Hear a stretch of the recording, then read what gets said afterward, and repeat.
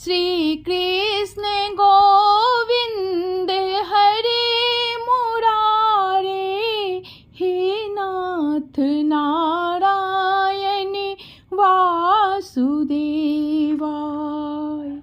बैसाख शुक्ल पक्ष की मोहिनी एकादशी व्रत कथा। इस कथा को कहने एवं सुनने वाले को अनेकों गोदान का फल प्राप्त होता है और विष्णु जी, माँ लक्ष्मी जी की कृपा असीम बरसने वाली है। अगर आप तुलसी में ये एक चीज चुपचाप बांध देते हैं और कोई टोके नहीं, आपकी सभी समस्याओं का हल हो जाएगा। साल में 24 एकादशी आती है। 19 मई 2024 दिन रविवार को पड़ने वाली यह एकादशी सबसे बड़ी एकादशी मानी जाती है, मोहिनी एकादशी। इस दिन अमृत सिद्धि योग, सर्वार्थ सिद्धि योग, विपुष्कर योग, शास्त्रों के अनुसार विपुष्कर योग में शुभ कार्य करने पर तिगुना फायदा मिलता है।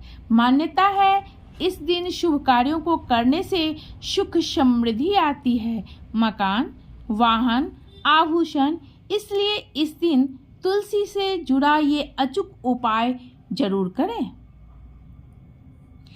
सभी परेशानियां दूर कर देना, चाहे धन से लेकर हो, सेहत से या संतान से, इस उपाय को अवश्य करें। इस दिन एक सिक्का और कुछ तुलसी के पत्ते एक लाल कपड़े में लपेटकर रख लें अपने पर्स में। सुख समृद्धि आएगी। बैसाख शुक्ल पक्ष की मोहिनी एकादशी व्रत कथा। अगर चैनल पे नए हैं तो चैनल को सब्सक्राइब कर लें, क्योंकि इस चैनल के माध्यम से जो भी नई वीडियो आएगी आप तक पहुंच जाएगी। हर हर महादेव, जय श्री कृष्ण।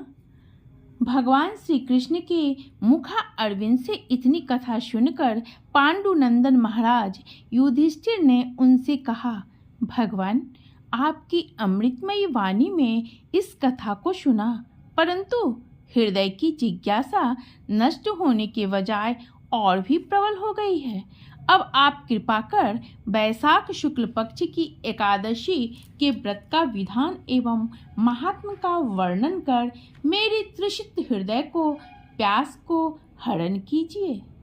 पांडुनंदन के ऐसे वचन सुन भगवान श्री कृष्ण मुस्कुराते हुए बोले, राजन, अब मैं तुम्हें वह कथा सुनाता हूँ जो महर्षि वशिष्ठ ने मर्यादा पुरुषोत्तम भगवान रामचंद्र जी को सुनाई थी।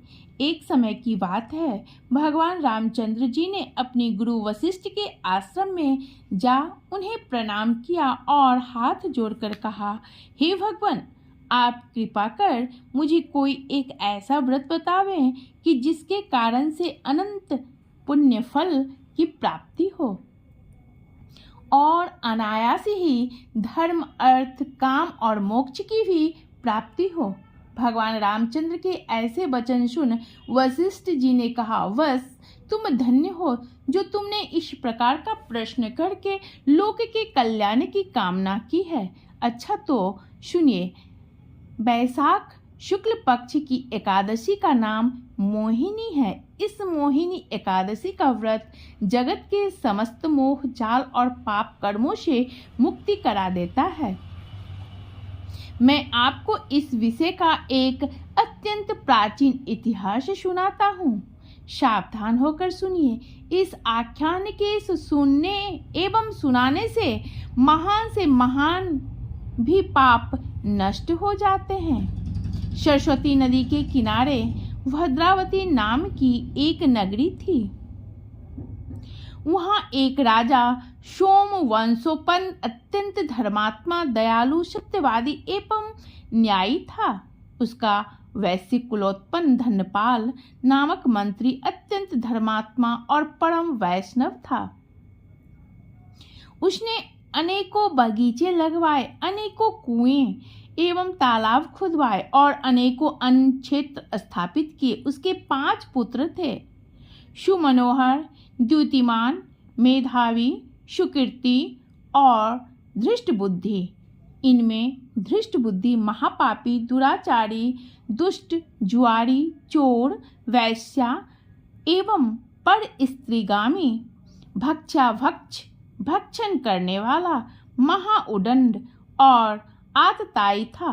उसके इन सब दुष्ट कर्मों से खींचकर धनपाल ने पहले उसे समझाया, धमकाया एवं दंडित किया, मगर उसने अपनी आदतों को नहीं छोड़ा। तब राजा से कहकर उसे देश निकालने का दंड दिला दिया।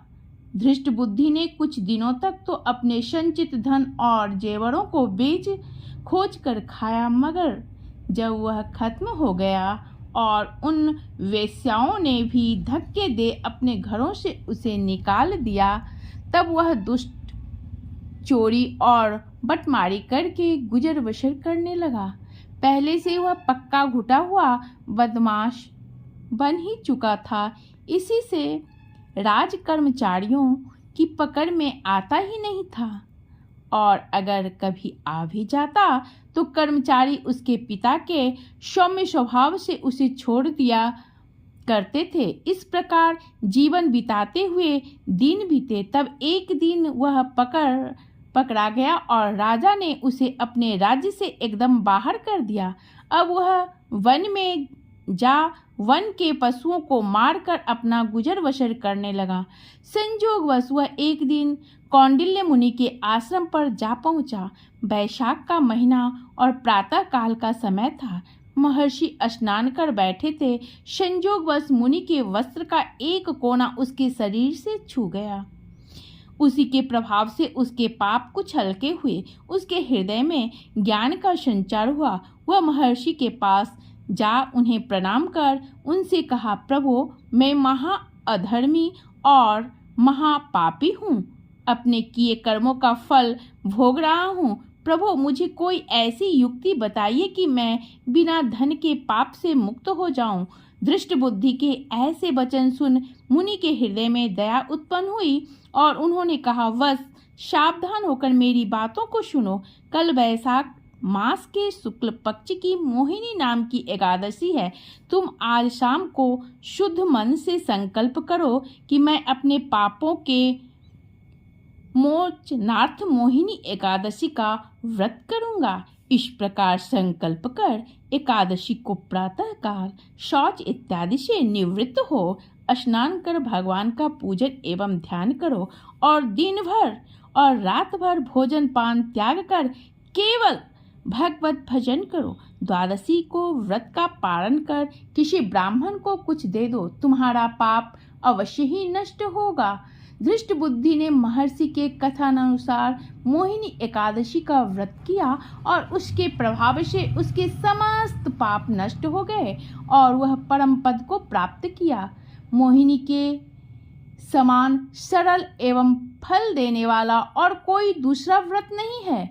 इस कथा को कहने एवं सुनने वाले को अनेकों गोदान का फल प्राप्त होता है। जय श्री कृष्ण गोविंद हरे मुरारे, हे नाथ नारायण वासुदेवा। जय श्री कृष्ण गोविंद हरे